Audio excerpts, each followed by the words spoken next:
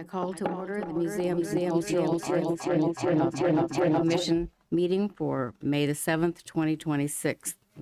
May we have the roll call?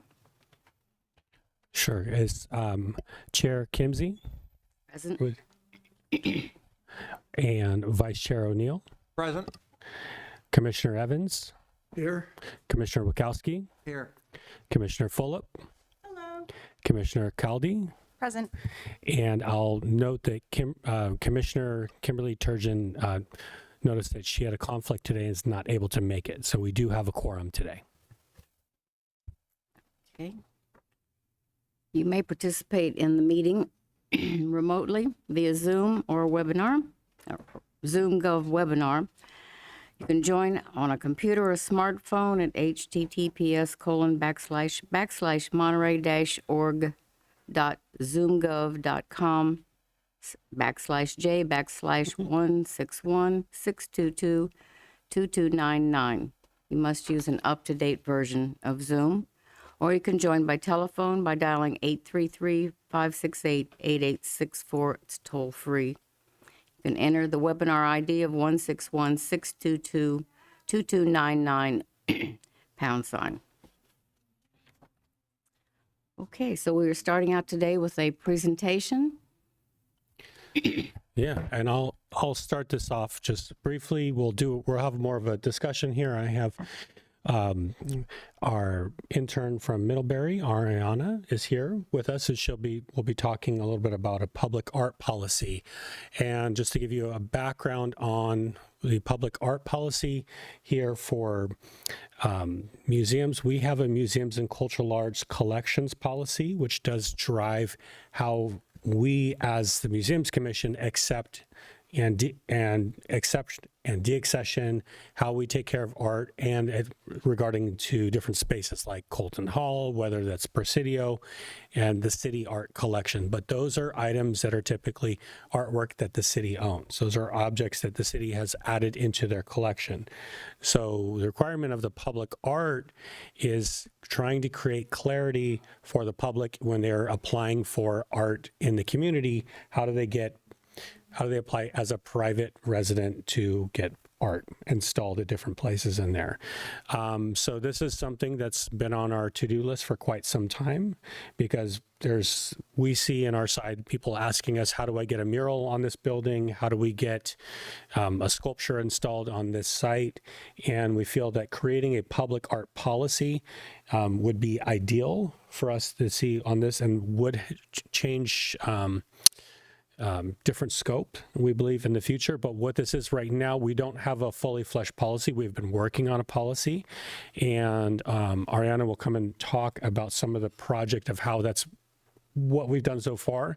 But the goal is to have a discussion today, start talking about a little bit about this today, then come back and present a policy. We're going to bring a policy back to our city attorney as well, and bring back things. And we've been in discussions with community development in different areas here in the city, then bring it back for a recommendation from Museums and Cultural Arts Commission, and eventually bring it back to City Council for a approval, to be the same way that we have. And I will say also, the city, for our newer commissioners here, we do also have a utility box art policy that is separate than the Museums and Cultural Arts collection policy. So there's a utility box art project and policy, and so that is currently would be separate, but there's different interpretations of what public art is. With that, I invite Ariana. You're welcome to sit here or present up at the front, wherever you feel more comfortable. May I sit?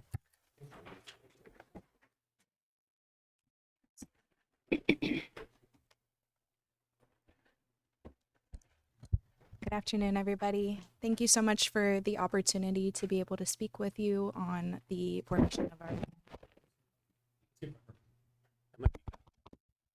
Hello? Can you guys hear me on this one? I can hear you. Not much. I feel like, hold on, let's try this. Sure. Where's your one of those? Hello? It might need to be on.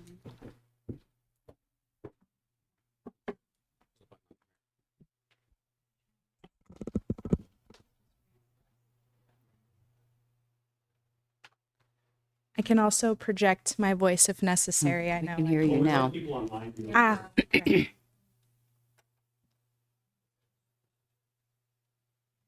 Can you try it again?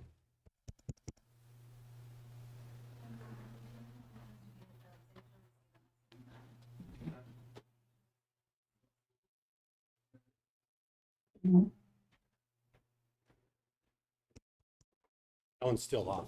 Okay. I'm just trying to see. Can you adjust that? Is that up? Is that better? That's better. Okay. That might be too high. Come on. Sure. This one. Great. Thank you so much. Once again, thank you so much for the opportunity to be able to speak with the Commission about the public art policy. As Brian had mentioned, our goal in writing this public art policy is to establish a formal governance structure that currently does not exist for the community, for artists, and for local businesses and professionals to be able to access and apply for public art. And so essentially just a little bit about our process and how we've approached writing this public art policy. We've intended and intentionally grounded our public art policy in evidence-based research. And so our first step towards beginning to write this policy was by conducting a comparative case study analysis of about 10 to 15 different cities who already have a formalized public art policy and a public art process. Amongst those include some of the attachments that Brian attached to the meeting agenda for today. And notably, we are intentionally trying to follow a more simple policy structure, hoping to begin with a more generalized policy and build that out as time continues based on the demands and something that will reflect the community. The second process that we have also taken to begin writing the policy is by conducting interviews with local arts professionals and leaders within the community. And so we've had individual meetings with both the leaders and their employees and pertinent people within the organization in order to inform types of art, art placement, proper language, proper terminology, etc. And our final process was also getting informal public input.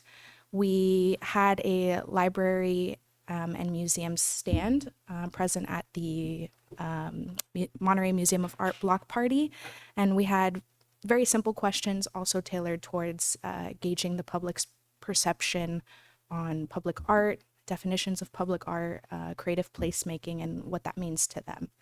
And so together, those three stages and those three steps have informed our draft of a public art policy.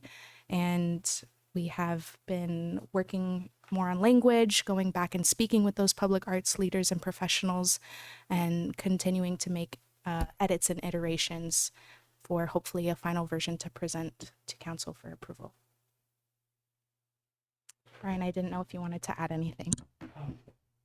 Yeah, so just we wanted to have kind of, I mean, some of it is just to say we're looking at this, as I mentioned earlier, as a public art policy. And so what I mean by that, it's not a mural policy because we feel that it has to be things which are, it could be landscape art. It could be things that are temporary art. This could be two-dimensional art. It could be something where there's sculptures. And the other part that's very important on here is the intersection of how do people apply, as I mentioned earlier, because, for example, if you're having a sculpture, you still are going to need building permits. If you have a historic structure here in Monterey, we have H1, H2 zoning. We have different historic buildings and districts. Those still have to go through a historic preservation commission. So we want to make essentially a flow chart for people when they're applying to know, where does this application go? Does it go to the Museums and Cultural Arts Commission? Does it then go to Historic Preservation Commission? In what order of these things that we have? And also, what are the fees for this? And so we have not created anything for a master fee schedule, but for right now, if you're applying for a mural, that goes through a sign permit through community development. And so we're looking at, would it then go instead on through museums and cultural arts. And we, at this point, we're not looking specifically identifying the funding structure in the policy. That's not what we're looking at right now. Although a lot of different research really shows about like percentage of arts, we have our TOT, we have different funding structures here in the city of Monterey. So we're not exactly looking, we're doing the research on that of like what funding structures are available, but we want to get initial feedback and get any questions that commissioners may have regarding this. And we can, if you have anything you'd like to add right now, we can follow through. The only thing that I noted in here, I read through this, it didn't seem to address the insurance issue, and I know that's been a big roadblock for us in the past. It did say when you're in the right of way, but that's something I hope you'll include in that and make it more specific, because that is an issue. The cost of the insurance that people have to put up in order to do that, as I understand. Excuse me. I would say, we run into that with most of our performers or programs, and that would all be something that would be approved by our risk manager and city attorney. And I would probably, in my opinion, we would list that out in the policy. This is what I mean by when I was talking with Ariana about simplifying it a little bit, because if you look at like our collection policy, it's 25 years old or 30 years old. The insurance requirements, if we were to list like static names or insurance requirements of that, when those change, the policy would then have to go back for review and change and readoption, get a new resolution. So it makes more sense to me to like have those as part of possibly, we talked about requests for quotes, the RFPs, like having examples of what that would be essentially for that. And I will say for insurance, because this is a public art policy, if you're doing something on your property, you may have a different requirement in my opinion. I'm not on the building side, but I know the city has our own. Like if you're doing work with the city, we're going to have our own insurance and licensing, which is going to be approved. The standard will be approved by the risk manager and the finance department. But just to say that we would want to connect that, but not list just a static number, but just what the insurance should be. Yeah, I thought I read one place, Brian, where it said public art is art on a public building. Is that the case, or is it, here's a good example. At one time we were involved with redoing the mural behind the State Theater. Obviously the State Theater is not city-owned, it's privately owned, but it's highly visible from the public. Mm-hmm. Would a mural on the back of the State Theater be covered by this policy? Yes, we actually, a large majority of the feedback that we received was clearly defining. Sorry, can't hear you. Sorry, can you hear me a little better now? I know I'm a little soft-spoken. I'll try to project my voice. One thing that we received a lot of feedback on in regards to the policy was clearly defining the definition of public art and also making a distinction between what public art is and what private art in public spaces is. So that's something that we're also hoping to define and provide a process for the public in their application, is clearly say if your art is on this building or in this circumstance or in this context, it might be considered private art in a public space, whereas if it's just public art, city-owned, or for a public project, it would just be considered public art. So this policy will cover private art on public. I mean, a good example is MIIS just did a mural on the north side of the McCone building. It's all on private property. That will be covered by this policy. That's our goal. So our goal, what I'll say on the goal is here, we have a section which would be private art in public spaces, because private art, when you have private art that's still viewable and accessible to the public, you're still providing art essentially for the public, right? Like you're saying on the back of the Golden State Theater, there's it's really washed out right now, right? But they have I think the cypress trees and the big image on the back there, and the Middlebury mural is a great example as well.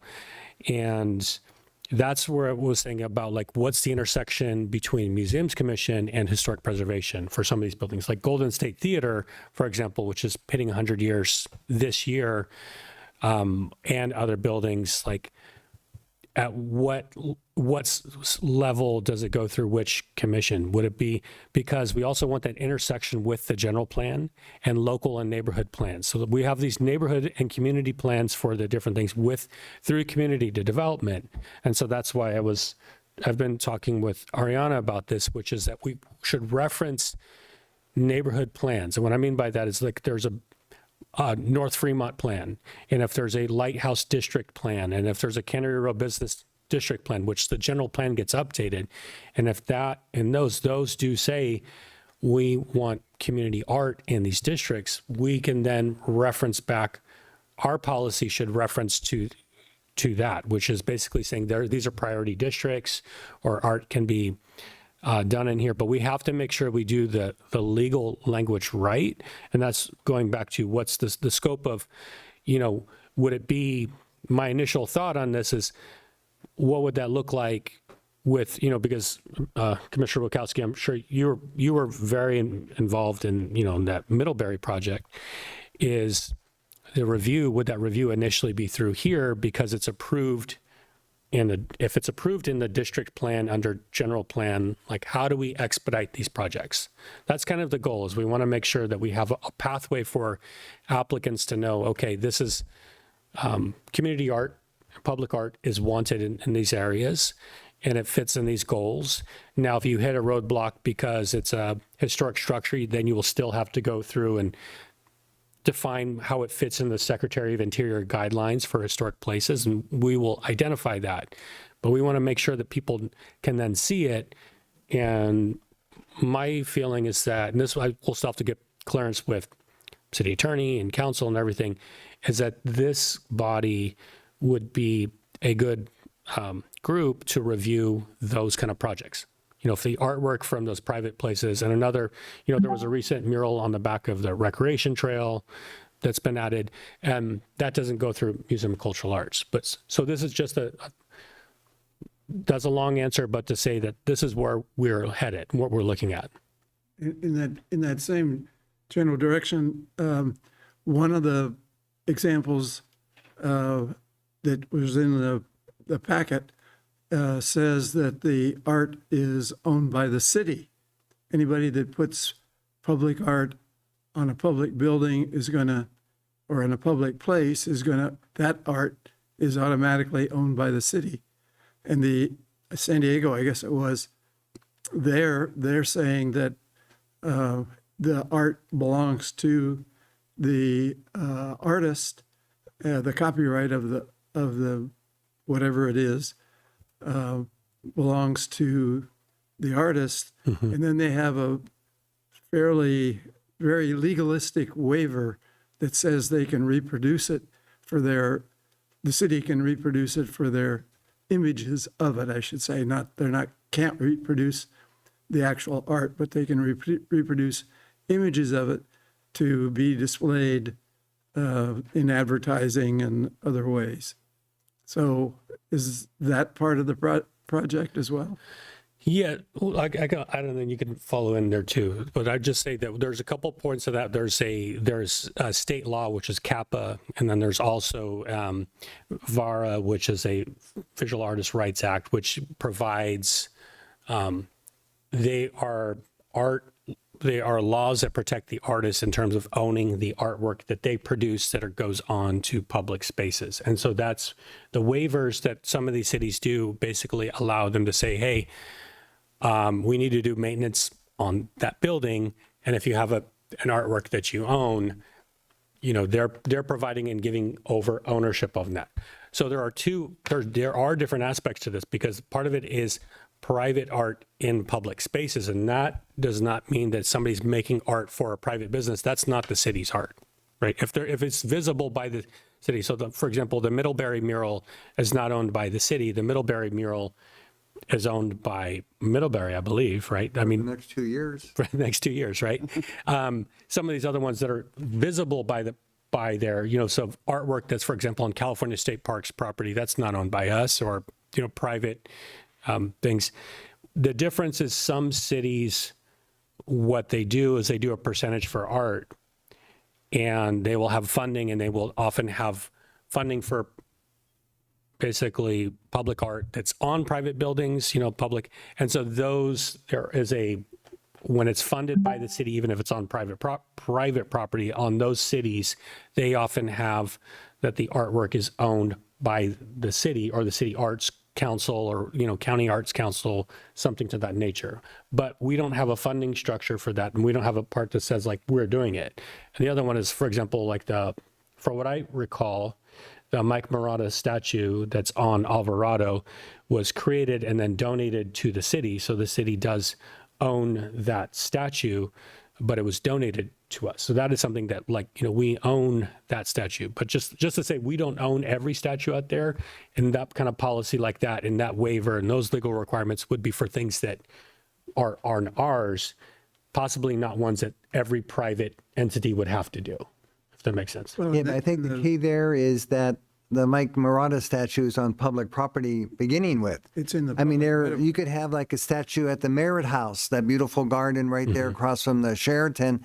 They could put a statue there, but I'm sure they're not going to dedicate that, give that to the city Right. on that.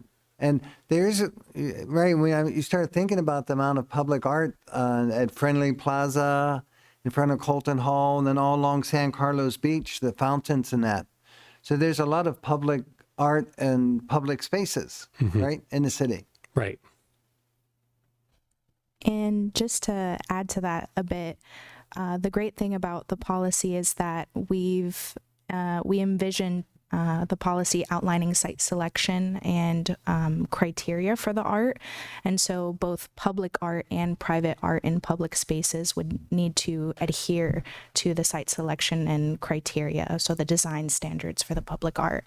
And in addition to that, we also have a management and maintenance statement, which states that if the public art is publicly owned, then the responsibility adheres to the public's standards, whereas if it's privately owned, it has to adhere to maintenance standards by the contracts that would exist, for instance.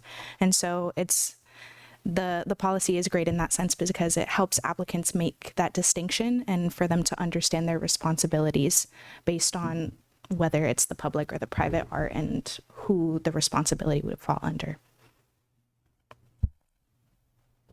Any other questions or comments?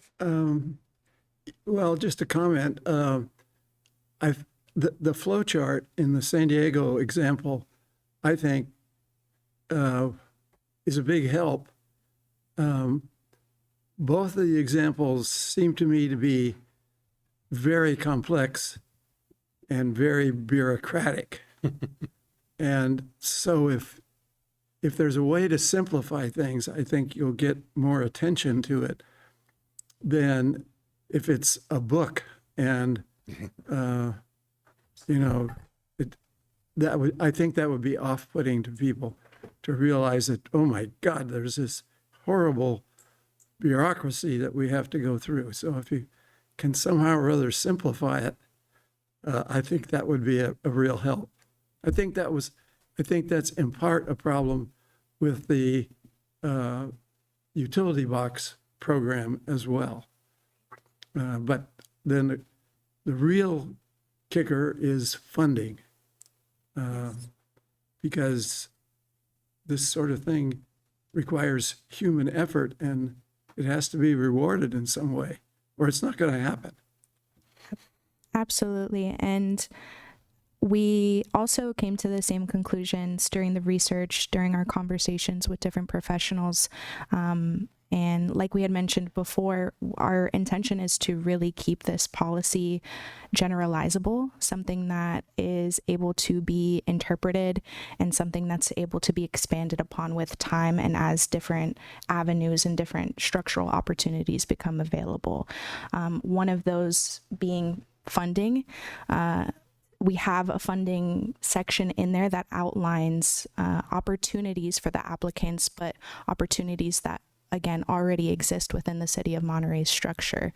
And so it's more intended to outline the different avenues available for the artists, the businesses, and whoever the applicant might be, and to really provide them with clear instructions as to where they could potentially find funding within the city, where they can potentially find funding within private to public partnerships and different avenues. So, yes. Everything. Thank you very much for the presentation. It was very helpful. We look forward to what you come up with as a policy for Was the us. Sand City process looked at? Yes, and what I'd say, Sand City, also because it's a very, it's a commercial zone, and it's very much that it's in a, I forget what it's called, but there's basically a city, there's a zoning area where it's like a Sand City art zone, and it's in that commercial zoning area. And what it allows is that for people to do, like as Commissioner Evans is saying, like, how do you simplify it, right? Like, how do you simplify it? But because it's in their, because that's identified in their commercial plan and their general plan, because they have essentially a visual arts plan as part of their guiding documents for community development, that allows murals to go through very quickly. But each of them had to be reviewed by somebody, right? Some commission or? I have to look back again. There's basically a Google form process that's pretty simplified, because the thing with art also is that I don't believe they have a design standard, for example, like which is separate for us. Like we have like Cannery Row has design standards which fall under like fitting under Cannery Row themes, or if you're at the downtown or Fisherman's Wharf, they may have different thematic elements that are in there for that neighborhood. Sand City, I don't believe had that. It was a visual art, so there's just a very broad mix of art styles and murals that go under there, because what happens is it's very much, we appreciate art. We want art in the community, and it defines where that map is and what it's going to be. And then art does fall under First Amendment, which is your freedom of expression, of freedom of what you want to say. So if you don't have a guiding document that says, you have to fit in these thematic elements, these sizes, this, these kind of pieces on there, you can make a full building mural. So we did review that. I've gone through and I've talked with the Arts Council on that one too. Absolutely. And another thing to add on that note as well is the city of Monterey is extremely unique in terms of the structure that exists. And so something I've spoken a lot about with Brian is how, although, for instance, Sand City has a very simplified process in the case of a Google form, the city of Monterey has those district considerations, historic preservation considerations as well, which is also something that we've been including in the policy, is because of the different historic preservation standards within X districts, they can find information in certain places on the City of Monterey's website through planning. And so we've also built that into the policy in terms of compliance with building codes, building standards, and historic preservation.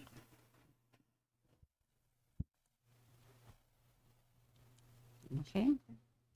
That's the end of questions and comments. Thank you. Thank you again. Okay, next item, we have our consent agenda. We have approval of minutes from March 5th. Did anyone have issues with March 5th? Move Minutes? approval. Second. There is one typo in there, but I'm sure you'll take that out. Yeah, there are two of them, actually. Two of them, actually. In You the found one, same paragraph, I think. Okay. Wow. Minutes is misspelled. Minutes, and then down, let's see. Oh, there's another one someplace, I'll find it. Okay, so check that out. Hold on. All right. All in favor? Aye. Aye. Opposed? Okay. They have been approved. So do we have anyone online that wants to make comments? No one online? Anyone in the audience that wishes to make comments? No. Okay. So our next item, we are going to look at the approval of recommendations for public trash receptacles. And that's me again. That was for you. Yeah, so hopefully you guys seen in your packet, there's a mock-up of a trash can. There's a map of where these would potentially go. These are art panels. These would wrap on the existing trash cans that the city owns, city maintains. These are made out of rolled aluminum, with the images on it are different sardine can labels. They're on here. The images are either owned by City of Monterey, There are California History Room Collection or the Pat Hathaway Collection, which we're licensing from Monterey County Historical Society. We will put on them as well the City of Monterey logo and mark something about it being like keep the sea plastic free or something to that line. But this question came in actually initially through the Fishermen's Wharf Association. This is something that they would like to see done on there. And these are owned, because they are city-owned trash cans, the city attorney is recommending that we approve these as a art installation. And we're looking at this in future. We may look at whether to do something like this as part of an art. I was going back into the last item, which was the art policy, things like this, whether these fall into art policy or not. But at this point, we're trying to get these done, hopefully this year. I have up to I believe, up to, I think it was either 11 or 12 on here, because there are also a couple cans that are on the walkway near like Custom House. They're on kind of shared land right over on there, and whether we would do some that right there off next to like the recreation trail as well. So that's where the thought is, but there's the map on there of these specific on the wharf. And these are just in my opinion, and talking with Wendy Brickman and Fishermen's Wharf Association, that this is consistent with beautification projects in this part of this that part of the city, and it brings a little bit extra character along the wharf area as there. And I've spoken with Jan Aldretti from our property management about using funds from the Tidelands, which are dedicated to maintenance and repair for this purpose. So we have funding available. It won't come from the Museums and Cultural Arts Trust Fund. We won't pay any money for this. This will be going through them. So I believe we should, my recommendation is that the Museums Commission approves this project, and then I'll need to bring it to council for final approval. But yeah, happy to answer any questions or comments. I think it's a great idea. I think, though, one thing it's missing is maybe a sign. As you start going down the wharf, there's a big wooden sign on the left that talks about the history of the wharf. I would think we would need a little introductory sign maybe on the right saying, most of the people know this, but the Monterey was the sardine factory, blah, blah, blah. And to commemorate that, we put these trash cans in. So just, it doesn't have to be real big or real long, but just some kind of a sign. And maybe with a little cell phone history too, where people can, if they want to know more about it, you can give the whole history of the sardines. Yeah, and I'll say I put one of our little cell phone signs on the telephone pole there, but we need a bigger sign that people actually walk by and see. Yeah. We need something like a freestanding interpretive sign. Just to explain it. Yeah, Yeah. but it's nowhere near as big as the Fisherman's Wharf wooden Right. sign on the left, but something I think would be helpful. And I think that's something we could talk about this kind of upcoming fiscal year also with Jenna or the Wharf Association. And those are the kind of things I think it would be a good discussion with the Wharf Association and with the businesses to see what they would like, because I know, I've talked with Wendy Brickman and, her thought of like, they really want to highlight some of the historic nature of the buildings and like what other buildings were here and what did people see here on the wharf? What's the history? So I think they would be supportive in the future for some of those other projects too, about highlighting the history of it. Cannery Row will be jealous.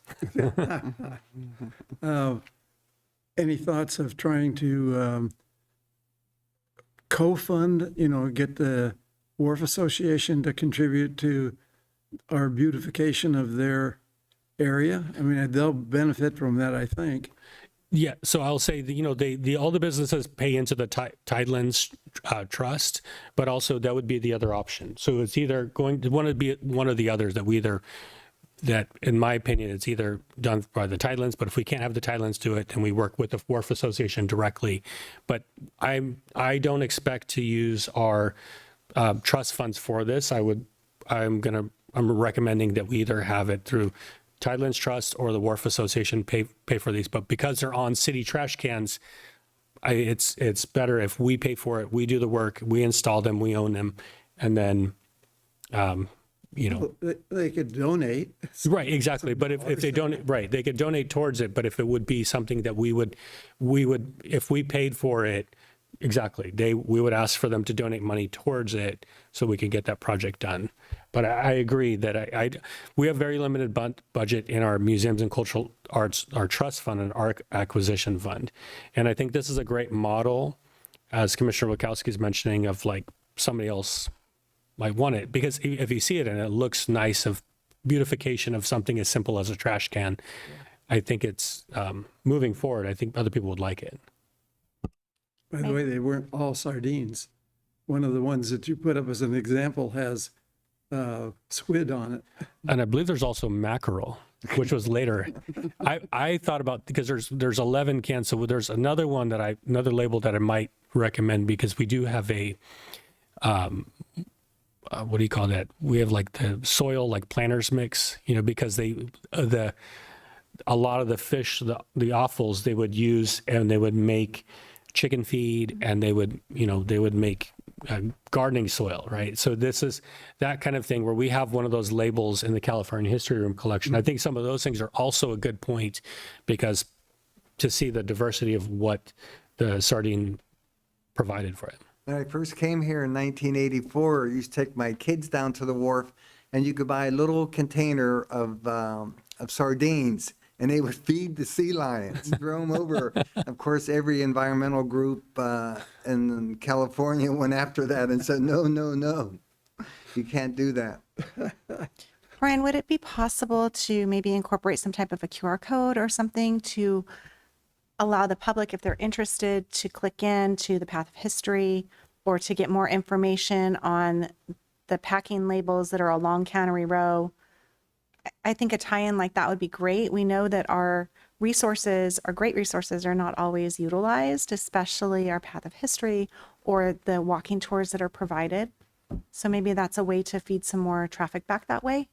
It would have to be done nicely. Yeah, I like that idea, because I feel like there's also, I know the Wharf Association put together a pretty much like a Google Drive or a slideshow. We might ask them about how to put that in better, but they did a hundreds of photos of the wharf in history. So they put together something that they've shared out, and that would be another thing for people to highlight, you know, to click on that, you know, get more information. So I think that's a nice idea too.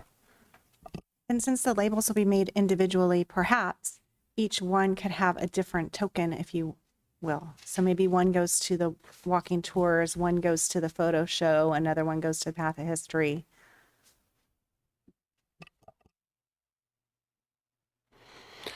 Yeah, we'll got to work on it. We'll work on the design. Yeah. Any other questions or comments? Do we need a motion? No, there's public comment, right? Yeah. Is anybody on public? She said there was no one wanting to comment. Okay, so we need a vote. I'll move that we approve the project of getting aluminum wraps with labels on the trash cans. There's a second. I'll second. All in favor? Aye. Aye. Aye. Anyone opposed? Okay, it's passed. And I like Bob's idea of asking the Wharf Association to donate or pitch in some money. Okay, our next item is providing recommendations on Monterey Angels fundraising. And Brian, is that going to be you or Monique or both of you? I can start it off, and then I can can add in. But this is to mention that for the Monterey Angels, I'm going to start off to clarify. I don't know how many angels are going up for a display this year. We had I'm waiting to hear back from Public Works, and I've inquired with them about the map and the site, you know, the map of sites and where they're putting in the number that we put up. And we do have, you know, the Monterey Angels, which we've had in our collection since 1956. And so you'll see them in there. The description inside there of the angels. I still find it fascinating that initially Bruce Harris, and we have Bruce Harris. Bruce Harris was initially chosen to make the angels, and they passed on him, and then Erica Frank was chosen, and so she came in with what they called at that time the Mexican angels, and they have kind of a sepia tone, but they were redone later. In the 1970s, they auctioned off a number of angels into the community, and they used that money when they auctioned them off to restore them through the Monterey Peninsula Museum of Art, which is now MMA, Monterey Museum of Art. And some of those were restored in the funds for that. Some funds were used to buy the new ones in 73. Those ones are the larger ones. We almost never have the 1973 angels out because it's actually a thinner plywood and a larger plywood. She used like a 4x8 sheet rather than a 4x6 sheet to cut them out. And the 4x8 sheet, because it's larger, has a larger wind load. It's also, they snap a lot easier. So that's why they kept using the 1950s ones and the 70s and 80s, in my opinion, just because I think they were sturdier than the replacement ones. But during the 80s, that's when they were doing they did the restoration. So in my understanding, they did restorations in the 70s and in the 80s with Monterey Peninsula Museum of Art. And then 1999 is the time when they got the last 10. One currently hangs inside Mayo Hayes O'Donnell Library over on Van Buren Street. So you'll see that one down there, and it's in great shape because it's been held inside since we got it in 1999. The other 9 typically hang on California State Parks buildings every year. So State Parks uses them as for part of Christmas in the Adobes. It's the symbol, but the symbol that they use is the Monterey Angels that the city owns and not State Parks. I always like to highlight that because I think people always see them on the state parks and they think, oh, this is a State Parks thing. It's not. It's a City of Monterey owned project. Now, over the past several years since I've come here, we've displayed them on sites like on the Stanton Center, at the OMBA, Old Monterey Business Association building over there at the end of Alvarado Street. We've put some on there. We've put them on the Ocio Adobe. Last year I set up several in the House of Four Winds, and we had them inside Colton Hall. We have our one that the library owns, which is a 1950s one. So we set them up in different areas, and we've had a different range of different ones that are there.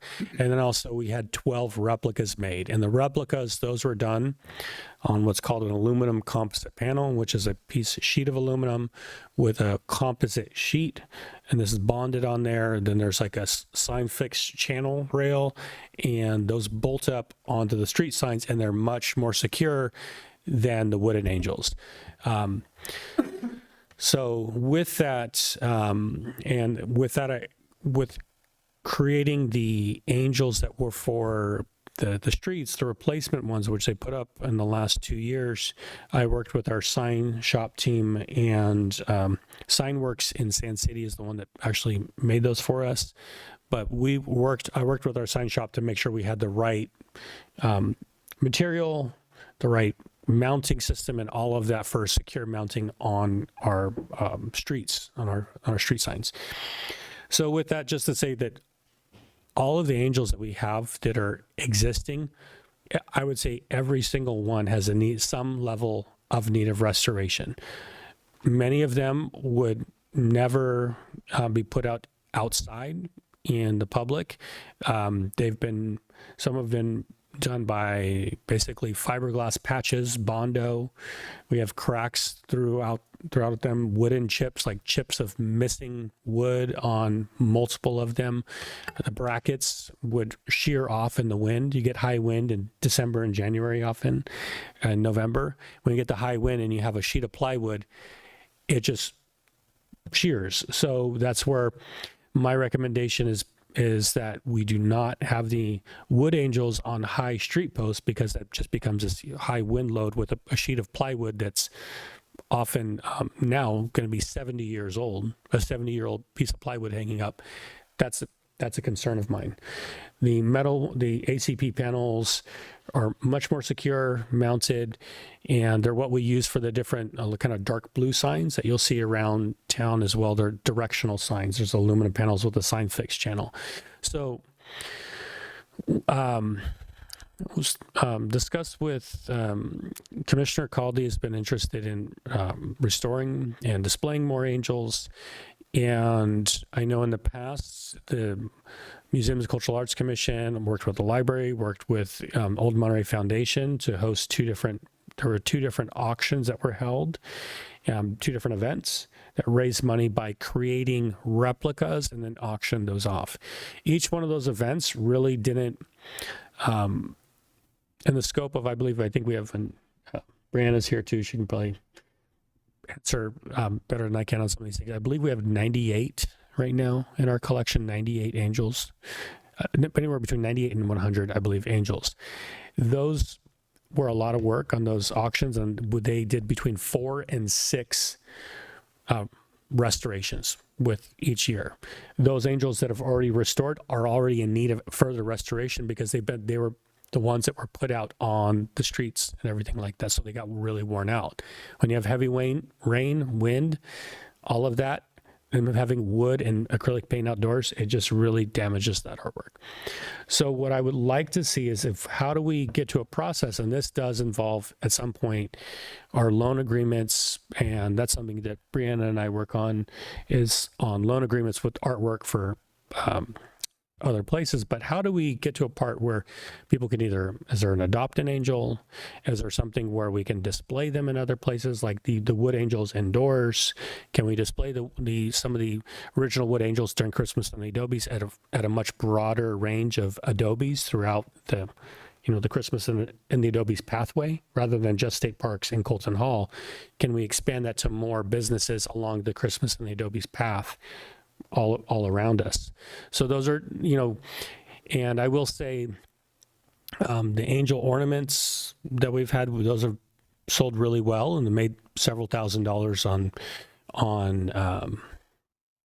on that as a revenue source. But there are other options, in my opinion, are finding out the licensing on it. Can we make replicas that for other people to adopt, to put in there, of a different material? Like, is there something we can make from a different material that they adopt an angel, but it's maybe not the original wood? Do we adopt something that's a little bit easier for them to hang, or a smaller size inside a business? So different businesses in different areas may be able to display something and use that money that they adopt for us towards restoration of the originals. So with that, I would ask Commissioner Caldy if she has other comments or thoughts. You've done a great job of giving us the history and lots of options. And my quick math told me there's 100 angels. So it's about that. And we have 12 replicas, so we would need 88 more. It doesn't seem like that big of a mountain to climb. And I believe that we can get input from our local businesses to help us to sponsor, adopt, foster, whatever word we want to choose, so that they are essentially providing the funds to allow the restoration of the original angels. And perhaps those are displayed on city property, so we don't need to worry about insurance concerns and loan agreements. So that could be an option. The other is to allow them to sponsor, adopt, foster, whatever word we choose, and they get to keep those replicas. But then we would have to have some type of a use agreement where they can be displayed, how they can be used, when they can be up, when they can be down. So that may be a little more sticky. If we have the room to store the 100 original angels and the 100 replicas, I would see that as being the best solution so that we can control the product. I remember the 2018 when Old Monterey Foundation did that, and actually it was a fun event. We had it at the Stanton Center, and the artists weren't making replicas of the existing angels. Right. They were sort of free form, and then those were auctioned off, and some of them actually got quite a bit of money. So that was a fun event. I don't know if we have the history and how much money we made, but we can look at that.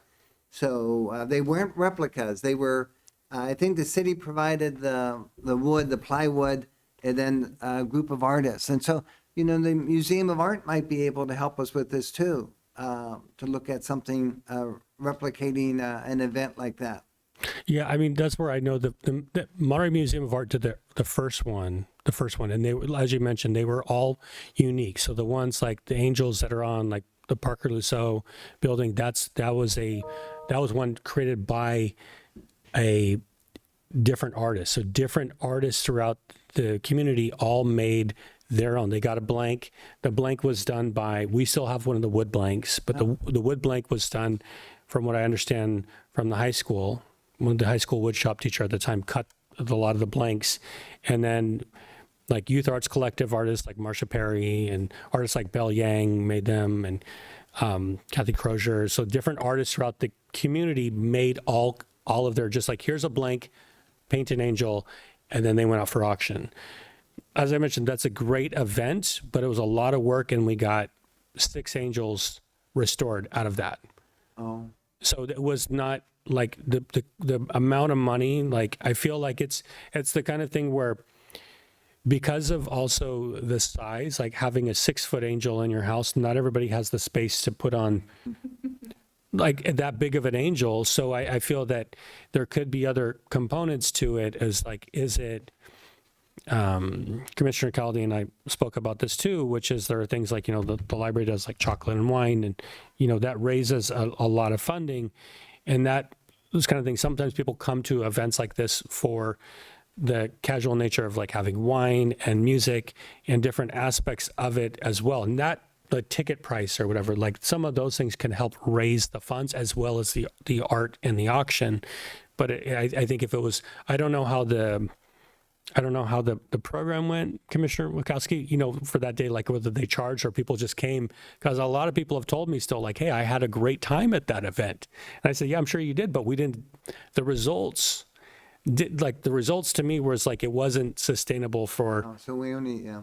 yes, but it would just, it's still an idea out there to like have some kind of event to help restore it, but we need to figure out what that would be. So I think on my side on this would be, the action item that I was requesting on this is that we appoint a commissioner or appoint an ad hoc committee from this museums commission to discuss how should we raise funds to restore or make replicas, or what that would look like, to basically do more research on the angels. So that would be my recommendation.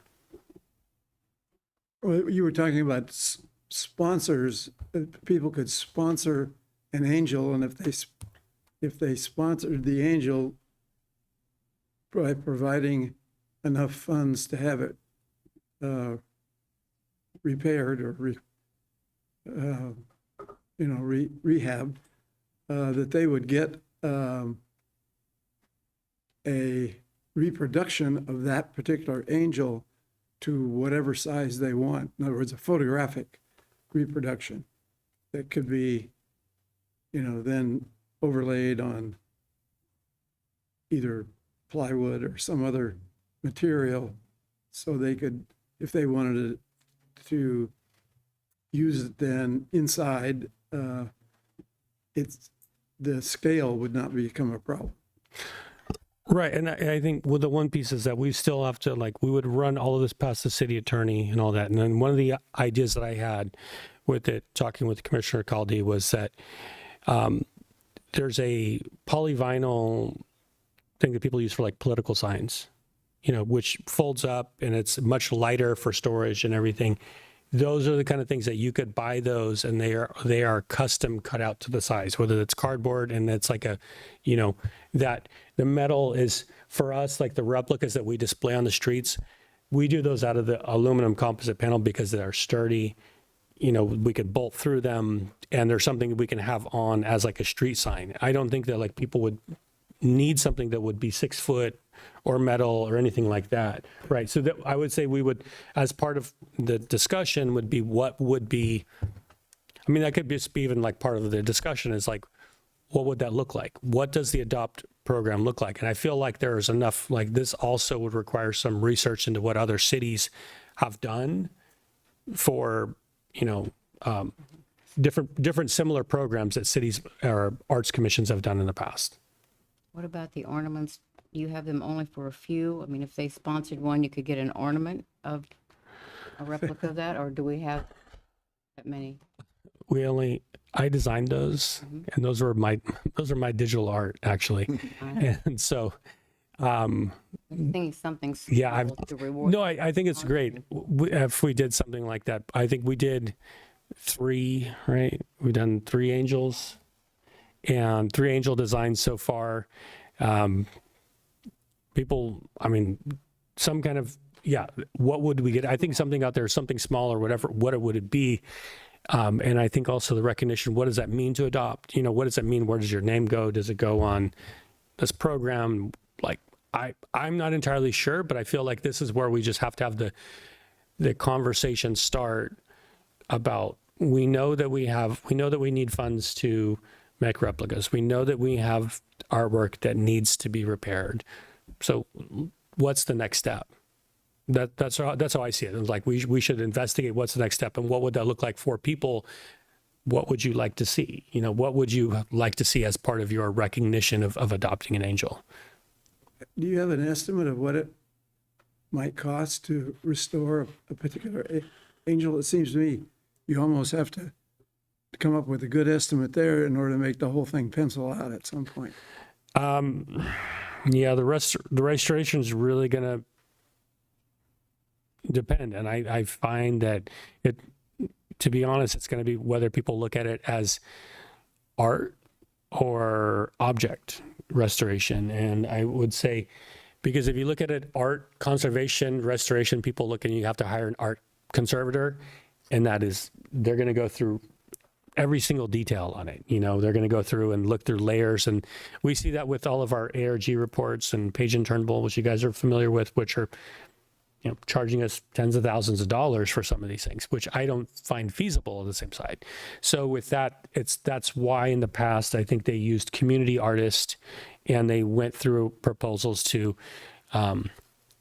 do specific restorations with people that are trained together. And that was why that's why I believe they probably did it through the Monterey Peninsula Museum of Art at that time, as you partner with an agency that has people trained to do it, and whether they could do that as like a internship, or, you know, I would average minimum probably $1,000 per item to restore it, is what I would loosely average. I don't know, Brianna, if you have any other. You can come up if you want to talk or anything. This is Brianna Schwerling from our artifact specialist. And just push the button if you want. I'll just add that, as Brian was saying, the condition of each of the angels varies. So the amount of conservation that each angel would need is also going to vary, and that would affect the cost as well on that project. And, you know, and I will say that we would probably, what I would recommend we do also just on the replicas themselves, to reduce wind load, to reduce cost, as we look at with a vendor probably doing something like maybe a 4 foot high, the replicas coming in at 4 foot high. We're familiar with most of them being 6 foot, but also I would want to check with our engineering department, but I feel like the large size of them also limits the size of which phone poles, or, you know, which light poles and different things like that they're able to install them on, because they are so large. You know, the very large angels, they don't put them on Calle Principal anymore, and they're not on Alvarado. They're not on a lot of the different streets here. You're generally 2 on Pacific. So that would be like, we would want to say, so you don't want to make replicas of all of these large ones, and then they can only put them on the high posts on Fremont and Ramona, Lighthouse, some of those really high up there. And then they're not as visible either if they're that high up and they're that big. Is it possible that our own sign department can do this work and keep the costs down and keep it within our control? As far as I know, they don't have the equipment for cutting the blanks. That's one of the big things, is cutting the blanks. There's I did talk with the team over there about that too. They didn't have they don't have the equipment to cut like the aluminum blanks to do the bonding to the ACP. They could do like print out vinyl, like single color vinyl, but they don't have like they don't have the large format printer that has the full color vinyl press, all of that stuff. Wait a minute, now I'm confused because it sounds like there's two projects here. One is to restore the angels, and the second one then is to reproduce them for display. But what are we talking about as far as how do we fund these things? Are we trying to fund the restoration or the reproduction of the display versions, or both? I mean, I think that the reproduction for display sounds like an additional complexity that's going to cost a fair chunk of change. So I would say in my opinion, it's what's the end. I think we also have to figure out what is the end goal. If the end goal is to display more on the streets, then we want replicas. Right? Because if you want to put them up on street posts, or if you want them, we have to figure out what the size would be. And we also have to figure out how many were there, because the originals are not fit to be put on the street post anymore. Now, if we want to have them inside places, in a business, if they're inside a place and not put up by a contractor on street posts throughout the city, if they're done inside of a business, then we look at whether that's either a restored version or whether that is another replica. So I feel like there are different options there, and those are things that we have to discuss about what is the end result that we want to see. I do think the restorations eventually though we need to have these, eventually a lot of these restored, because the paint is just peeling off and flaking and they're not getting any better. So there's a restoration project, there's a replica project, and both of them have value. I would venture to say, I'm sorry. Oh, I was just gonna ask, so the angels they're in a semi-stable state, but like how rapidly will they need like restoration? Well, I'm not a professional on that side, but I would say every single time you handle it, the paint comes off. You will have paint flakes every single time, every time we touch it. And this is particular with the ones that were created in 1956. Those are the most worn.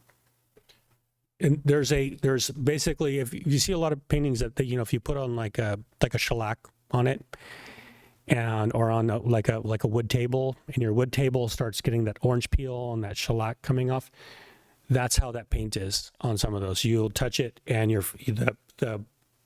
the paint comes off on your finger. And so that's where some of those that are on there, and that's been my concern right there, is that we're putting those out there and the paint's going to come right off.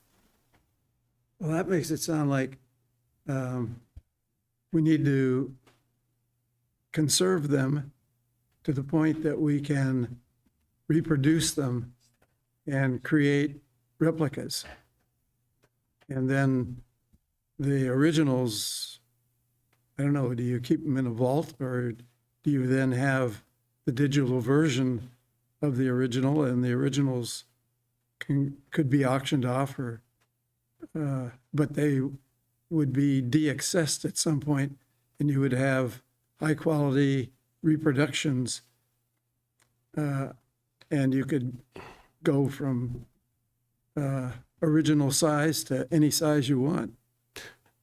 I would say we would, in my opinion, and correct me if I have a different opinion, Brianna, on this, which is that I would say we keep the originals as long as we can, because then they are our source. They are the source from the city of Monterey.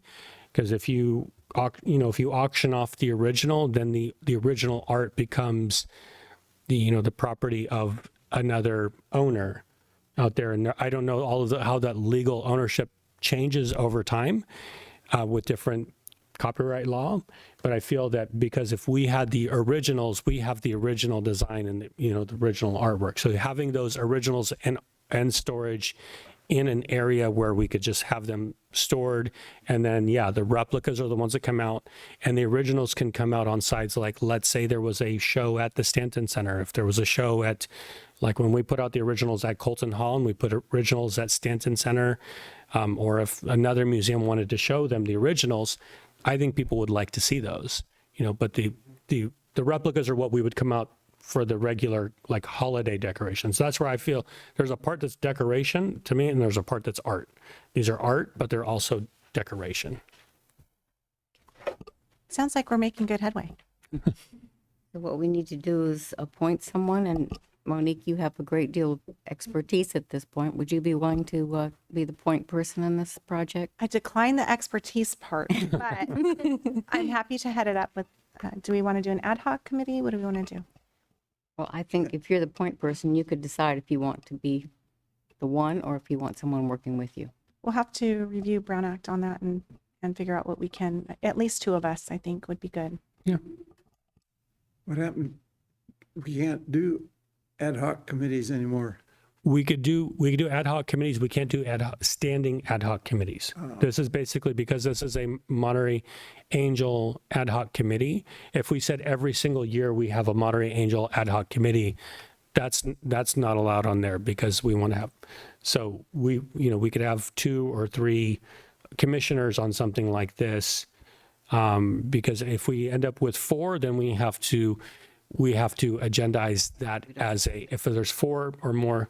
We have to agendize the meetings. So, Is there another commission that would like to work with Monique, volunteer, or? I'd be happy to. cool. All right, so we have 2 volunteers. Fantastic. Thank you so much. Just as a point of inquiry, maybe you know this, if you had this sponsorship, and the way other cities have done this, is that a tax deductible donation because it's for the city or from the city? Be a good question for them. I mean, because we are, I don't know enough about that. I'm not a tax agent or anything, but I do know we send out, when we get donations to our library trust and museums trust, we send out those donation letters. We send out the donation letters when we get people that donate money or objects, whatever that is, to our library trust and museum trust. So I would say that the funding for something like this would still go into a museum trust, and I would leave that on the person that was their tax, professional to decide whether that was tax deductible or not. Looks like we have our work cut out for us to work. navigate the policy. Sure. Well, thank you so much. So next, informational reports and staff comments. Do we have anything? We've got item 5. Yeah, just item 5, these were the requests from the commissioners for some updates. And so on there, the first one was on the accessibility project on Pacific Biological Laboratories that was presented to the Historic Preservation Commission, that was adopted and approved. The plan, and it is a conceptual plan at this point that allows us to look at creating accessible access through the back of the building. It's not a finalized plan. It's not a finalized cost estimate, but it allows us to work with that to say this fits within the Secretary of Interior guidelines for historic structures. So with that said, I've reached out to Western Flyer Foundation because they have approximately $240,000 through Community Development Block Grant HUD funding towards this project. And I would like to see what exactly we can accomplish with that funding, or if there are potentially other funding sources on that so that we could get accessible access in the back of that building. Those staircases are, if you've been by there recently, we do tours, Brianna, Melissa, myself, we do tours pretty regularly over there, and those stairs are wearing down. And so I feel like those are highlights, as like getting some of this, improving some of that access. Western Flyer Foundation would like to host, use the space as part of it. That's why they want funding there. They want to basically do community programs for school groups there at the lab, which that's why they would like an agreement, is to provide funding for this. And then we'd have to work out the details of what that agreement would be for this funding. So I've reached out also to our engineering department to have them come out and say, can we provide another cost estimate? What would this look like? And then look at what we can use that funding for, because I feel like we need some plans. We need some rough estimates about what we could do with a certain amount of money to move forward and then start doing. I don't want to get into an agreement with Western Flyer Foundation right now until we have an agreement of what we actually are going to do and what access they will have there. The path of history mentioned on here, we've updated the app and website and added content in the various languages and added content from the expanded path of history that we worked on together. And so we added the Pearl District, the new Monterey area. The Casa Serrano sign, the 24 by 36 inch sign, was installed. They had to create a custom bracket for that, but that was one of the signs that I did from grant funding last year. So those have been updated. And the smaller path of history, like QR code signs we have around town, some of those have been done, but we don't have funding for that right now. I will say that Community Foundation grant, the Dowd grant that was available, I applied for funding for the Granito mural rather than the path of history, because the Granito mural is very timely. We need funding right now for that restoration of that project. But the path of history, I think eventually we have to have a project for how we're going to do, what are the signs, what kind of signs do we have around town, what are historic presentation of signs, whether there's kiosks with informational booths around town in certain area, do we have smaller signs installed? But I feel like there's some research, because a lot of the larger signs, the white signs that are in the shape roughly of Colton Hall that have been done since the 1930s, those were originally designed for driving, and then they were done in the 30s, the 60s, the 70s. And the last one that was done was at Casa Amesti. They did a replacement there. But most of those, over time, there's at least 20 plus that are missing, plus our newer sites. So there's a lot that are missing on those there. So it's a pretty big project. And in 2007, the Museums and Cultural Arts Commission looked at possibly replacing and updating all of the signs in 2007 with new posts and new signs. At that point in 2007, it was $140,000. So I imagine it would be like $300,000 to $400,000 today, because there were the black posts with the 24 by 36 inch signs that we added at Cooper Malera, Custom House, Casa Serrano, and Colton Hall. Those are the ones that I recently did, but those are the ones on the decorative posts. So in 2007, 2009, when they did those, they only did 7 total signs out of, about roughly 60. So that's just to say that's a much larger project. And Commissioner Evans asked about where we are with utility box art. That program still stands. Now, the last communication I had was with our city engineering staff about 2 years ago on this project, because I asked for an updated map of what utility boxes we own, because the utility box art program is only for city-owned utility box art. It's not for PG&E, it's not for AT&T boxes. It's only for the City of Monterey-owned utility boxes. And so we have a map of which ones are there. Some are different shapes, of how they do that. And I've reached out to them again recently just to get an update if they have an updated map, because it is not something we have highlighted on our city museum's website. But if we had a process, it is something that we could publicly list as a possibility for people. How do you do this? How do you prepare it? But I think it's important for us to work with engineering and public works to say these are the ones that are eligible, because what they don't want to do is, if you're going to be replacing a utility box, you don't want to have it painted, because if you have it painted or wrapped and then all of a sudden you have to update your street light, you are now stuck with an older box that doesn't work. And that's what you have artwork that's there. So my opinion from working with colleagues in San Jose and Fremont is that most of the time they wrap theirs with vinyl, because if a car runs into it or if they have to replace the box, they can rewrap the utility box. So just add on there. And the Monterey mural, I met with the contractor architectural resources group yesterday.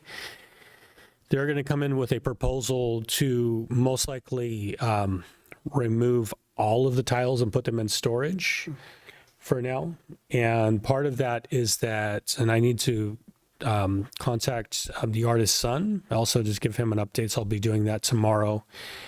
And it's because the tiles are not adhering correctly. So the when we have a lot of people traffic, that area is a major thoroughfare because the hotel brings all the food over in through to the conference center. So they walk across the street, you'll see them with their carts. They're walking through. It's a major traffic area. So we want to make sure that we have a safe place for everything here and have that reinstalled. Architectural Resources Group is going to provide we've asked them to provide a mock-up of what a reinstallation process would look like. When it was redone in 2018, 2019, they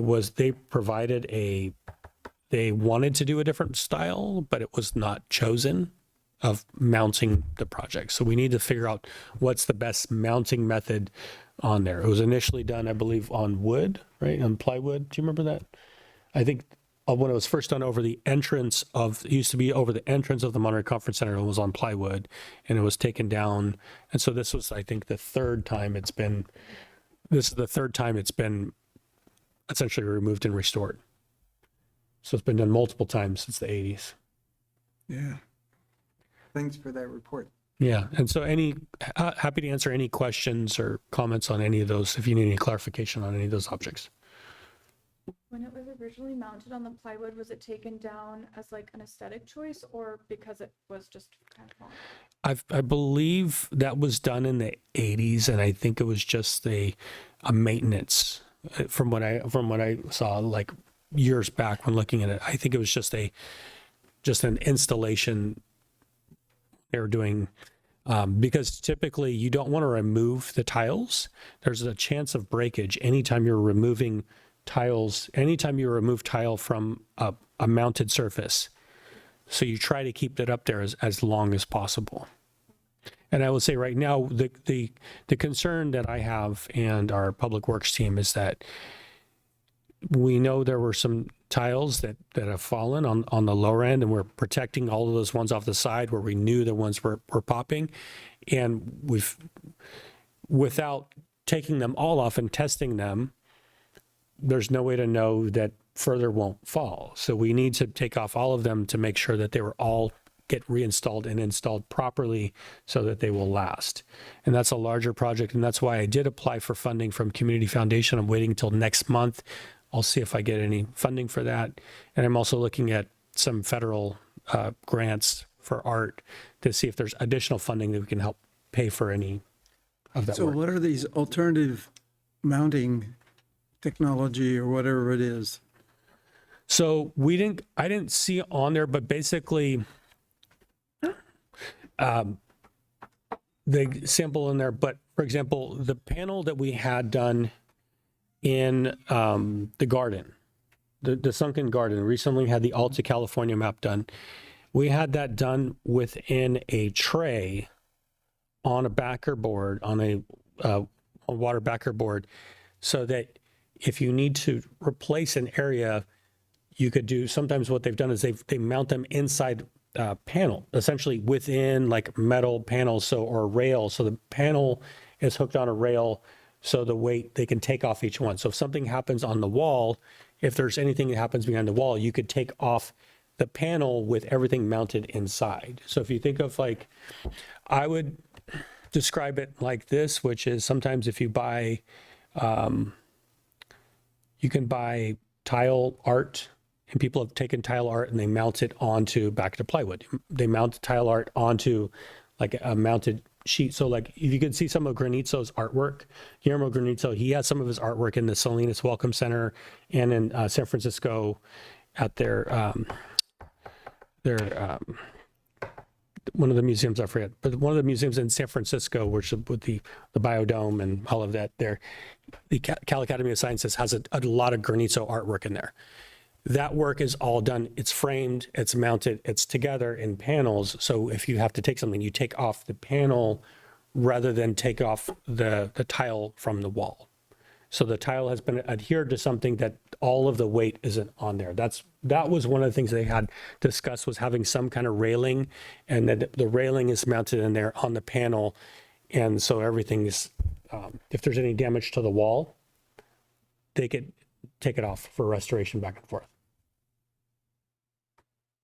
I'm not sure I followed all that. I mean, those tile are irregular in shape, so it doesn't lend itself to being modularized, so to speak.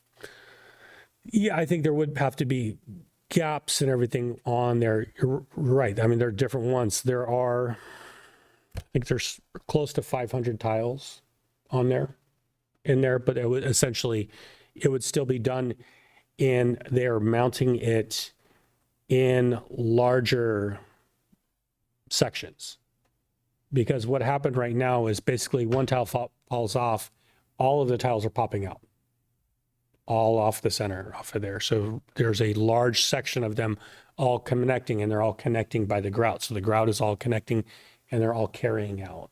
So this is what it say, like, if there's a problem, it's contained more to a smaller section, and you can take off that smaller section. So I didn't see the actual design, but that was from what I understand, that was proposed in 2018 was it was proposed to be done in sections of it so that they could mount it in sections on there. If we're going to be removing the entire mural, has there been any exploration to move the mural to an inside location? That is a question I've had. I don't know because it's around, I think, 4,500 pounds too.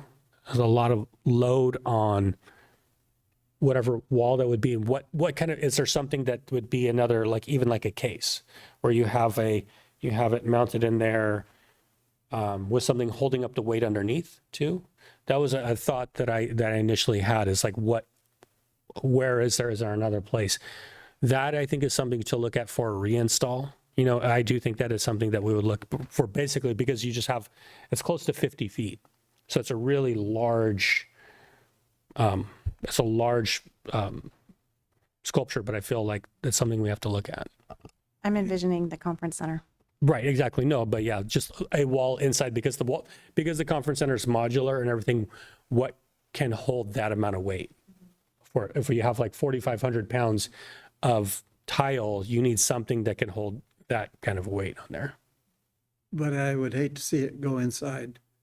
It's That's a the other part. wonderful piece of public art about our community and its history.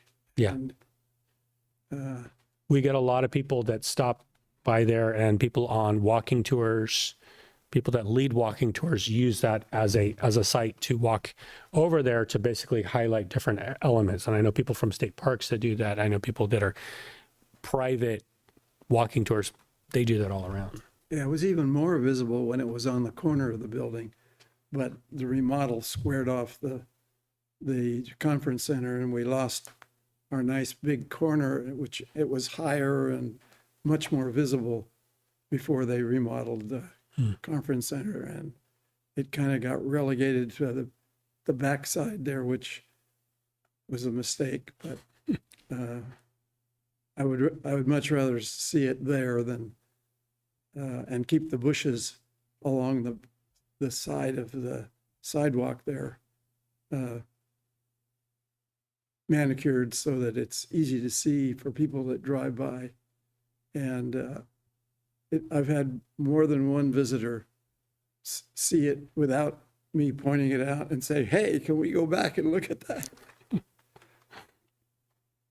So Brian, could you just briefly let us know if we are moving forward on the Colton Hall music thing for the fall? Are we good for that after the budget meetings and such? Yeah, well, I mean, with because that is a trust fund think we do have funds in the trust fund for the Colton Hall Music Series. And what I will add that what we need to do, and I mentioned this with Commissioner Fulop also, was that I think it would be good for us to sit and have a meeting to kind of just discuss and talk with our museums team of like, what's a calendar for the fall, winter, and spring and everything like that. What does all this look like for us to have it? Because we, the same way we book out our library calendar and everything, our calendar of events, we'd like to do that. But we do have funding for music series.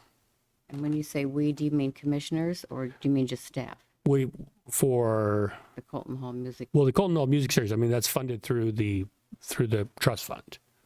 And so I'm saying like we would come back and have a conversation with the commissioners, yourself, the different folks on the commission, but we also have to have a staff capacity of the staff are the ones that are, writing the contracts and making sure they have all of their paperwork on order. I'm going and buying supplies on my day off and setting up, locking up on the building. There's a lot of staff time. We have to make sure that we have staff that are there. We had to have 2 staff there on concert. So it is a heavy staff lift to host programs like this. It doesn't happen easy. So that's just to say that we have to make sure we have the staff capacity to do programs like this, but to come back to the commission and say, this is what we're recommending for it. And we do have funding to hire performers. So the funding is just one component of it. There's a lot of staff time that comes into it. Okay. And summer art. I think you and Maylin had met about summer art programs. Yes, we talked to the first ideas, and I need to meet with Melissa and Brianna next week too. One of the first ones I was looking at is around 4th of July. I would like to do a flag display. And what I mean by that is we have our John C. Fremont flag. I was just out in Monterey History and Art Association at the Mayo Hayes O'Donnell Library. They actually have an original Mexican flag.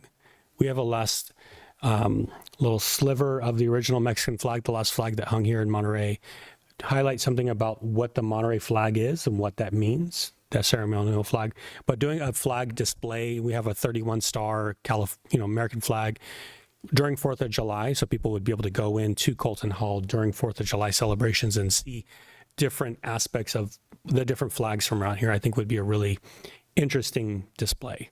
That was one of the ones. And then Commissioner Fulop was talking about some other ideas for, whether it was Car Week, and some just an automotive and what that would be. But we had some ideas because we want to make sure we have we do our tours in there, and then also with concerts, like how does this fit in the timing of there?